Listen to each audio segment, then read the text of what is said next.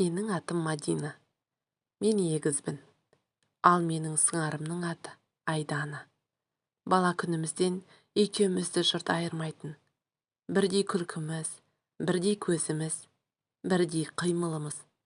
Бірақ мінезіміз аспан мен жердей айырмашылық еді. Айдана ашық жарқын, бәрімен тез тіл табысатын. Күлкісімен көз қарасы айналаны жылытып тұратын.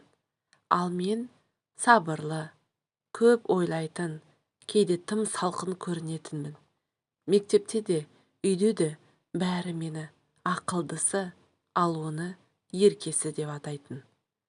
Бірақ біз бір-бірімізді жақсы көрдік. Бір-бірімізсіз өмір елестемейтін. Кішкентай кезімізде кім бірінші тұрмысқа шығады деп күлетінбіз. Айдана, әрине мен деп айтатын. Мен тек жымиып, ал мен күткен адамымды табамын дейтінмін. Сол айтқаным келді. Мен 17 жасымда Айдынды кездестірдім. Ол мен көрген ең жылы көзді, ең сабырлы жігіт еді. Маған алғаш қараған сәті әлі есімде. Қар жауып тұрған қыс. Ауыл клубында жаңа жылдық кеш. Айдын маған қарап тұрып, жай ғана тоңып қалма деді. Болды. Сол сәттен бастап менің жүрегім тек соны сезді. 3 жыл.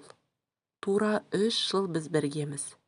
Әр таң сайын хабарласамыз, әр түн сайын сөйлесеміз. Анам да, әкем де оны жақсы көрді. Тіпті Айдананың өзі.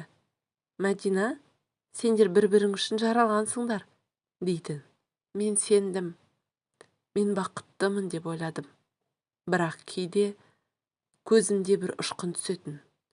Айдана мен Айдынның арасында бір түрлі үнсіздік пайда болатын көз қарастар. Кішкентай ғана, бірақ жылы. Басында мән бермедім. Өз сыңарыма, өз сүйгеніме күмәнданғым келмеді. Бірақ бір күні бәрі өзгерді. Сол кеш Айдынның туған күні еді. Біз бәріміз жиналдық. Достар, туыстар, ән, күй, күлкі. Сағат түн ортасы ауғанда мен сыртқа шықтым. Қар жауып тұрды. Баяу, ақырын. Аулада олардың күліп тұрғанын көрдім. Айдана мен Айдын. Жай ғана сөйлесіп тұрғандай. Бірақ бір сәт Айдын оған басын еңкейтіп бірдеңе деді. Айдана болса күліп, иығынан ақырын итеріп қалды.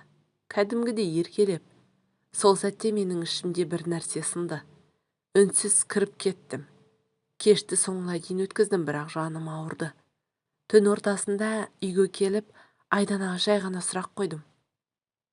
Сендер не туралы сөйлестіңдер? Ол, Мади, қызғанбаш, ол сенің жігітің ғой, деді де қатты күліп жіберді. Мен ештеңе айтпадым, бірақ іштей бір сезім пайда болды. Қорқыныш. Айлар өтті. Біз үйленуге дайындалып жүрдік. Тойға санаулы күндер қалды. Мен бәрін ойлағанда тек бақытты елестеттім. Ал Айдана соңғы кездері тым өзгере бастады. Көзінде белгісіз шаршау бар, кейде ұзақ үнсіз қалады. Бірақ мен бәрін жақсыға жорып жүрдім. Той күні жақындаған сайын жүрегімде бір тынышсыздық күшейді. Бірақ неге екенін білмедім. Айдана маған қарап, Мади, сені бақытты көру менің арманыма айналды, деді. Сол кезде оның көзінде бір түрлі мұң бар екенін көрдім. Сол түні мен ұйықтай алмадым. Іштей бәрі жақсы болады деп өзімді жұбаттым. Бірақ тағдырдың өз жоспары бар екен. Мен оны сездім. Бірақ дәл сол кезде менің сыңарым, менің орнымды өзіне таңдаған еді. Ал мен мұның бәрін неке түні ғана білдім. Сол күн менің өмірімнің ең қуанышты күні болуы керек еді. Айналамда ақ гүлдер, жұрттың күлкісі, Айдынның қолы менің алақанымда. Бірақ бір жерім тыныш таппай тұрды. Той бітіп, бәрі тарқап кеткен соң үй іші босап қалды. Мен бөлмеге кіріп есікті жаптым. Айдынның әр қимылын бақылап тұрдым. Ол да үнсіз, біртүрлі салмақты мені құшақтап, «Мәди, мен сені жақсы көрем», деді. Дауысынан діріл сездім. Бірақ менің жүрегім бір сәтке тоқтап қалғандай болды. Себебі ол мені құшақтаған кезде оның сыбырлаған сөзі басқа бір атты айтты. «Ай», деді де кенет тоқтап қалды. «Айдана». Ол менің емес, сыңарымның атын айтып үлгерді. Мүмкін ойда жоқта шығар, мүмкін шатасып кетті. Бірақ менің миым бәрін тоқтатты.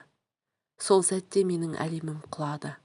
Мен ішімнен айқайладым, бірақ сыртқа күлкі сыйладым. «Шаршаған шығар, шатасты», дедім. Ал жаным қан жылатты. Келесі таңертең ерте тұрып, Айдын ұйықтап жатқанда телефонына көзім түсті. Мен ешқашан бұрын оның хабарламаларын қарамайтынмын. Сенім мен үшін бәрінен биік еді. Бірақ бір сезім итермеледі. Мен аштым. Бір хат тұр. «Кешір мені, бірақ мен сені түсімде де ұмытпаймын. Мадина бақытты болсын. Жіберуші Айдана». Сол сәтте мен бәрін түсіндім. Жүрегім кеудемнен шығып кетердей соқты. Қолым қалтырап, хатты қайта оқыдым. Мазмұны аз, бірақ салмағы ауыр еді. «Кешір мені». Бұл сөздің астында сатқындық, өкініш, кінә бәрі бар. Мен Айдынға қарадым. Ол ұйықтап жатқан, тыныш. Бірақ менің көзімде енді бұрынғы жылу жоқ еді. Таңертең үйге қайттым. Айдана мені қарсы алды. Көздері ісіп кеткен. Мен ештеңе айтпадым. Тек жай ғана «Сенімен сөйлесуім керек», дедім. Бөлмеге кіріп, есікті жаптық. 1 минут үнсіздік. Содан кейін ол еңіреп жылап жіберді. «Мәди, мен кінәлімін, мен ақымақпын, мен сені қызғандым, мен Айдынды сүйіп қалдым», деді ол. Ол жылап тұрды. Мен тыңдап тұрдым. Ішімде ашу емес, тек бос кеңістік. «Ол мені сенімен шатастырды, Мәди», деді. Ал мен соны пайдаландым. Бір-ақ рет, сосын қорқып кеттім. Мен орнымнан тұрып, терезеге қарадым. Қар жауып тұрды. Сол баяғы қыз, сол алғашқы кездескен күн сияқты. Білесің бе, Айдана, мен бәрін кешірер едім. Бірақ бір нәрсені емес. Сен менің сенімімді ұрладың, дедім. Ол тізерлеп отырды. «Мәди, мен сенің орныңда болғым келмеді, тек мені де біреу сүйсе екен», дедім. Бірақ мен енді өзімнен жиіркенем. Мен оның сөзін тыңдамадым. Өйткені ол кезде менің ішімде бір ғана ой болды. Бәрі бітті. Айдын мен енді жоқпыз. Мен де, ол да, Айдана да сол түні мәңгі өзгердік. Сол түні мен кеттім.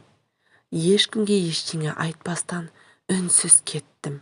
Жол бойы жүріп келе жатып, көз жасымды тыя алмадым. Махаббат егіздердің бірін күйдірді, бірін мұзға айналдырды. Содан бері 1 жыл өтті. Мен өмір сүруге үйреніп келем. Кейде Айдананың суретіне қараймын. Бұрынғыдай күлкі емес, тек өкініш бар. Айдын екеуміз сөйлеспейміз, тіпті көрмедік те. Бірақ мен бір нәрсені түсіндім. Кейде ең ауыр сатқындық бөтеннен емес, жаныңның жартысынан келеді екен. Мен білмеймін. Бәлкім уақыт бәрін емдер. Бәлкім егіз жүректер қайта тоғысар. Бірақ мен бір сұрақпен өмір сүріп келемін. Егер өз сыңарың осылай істесе, сіз кешіре алар ма едіңіз?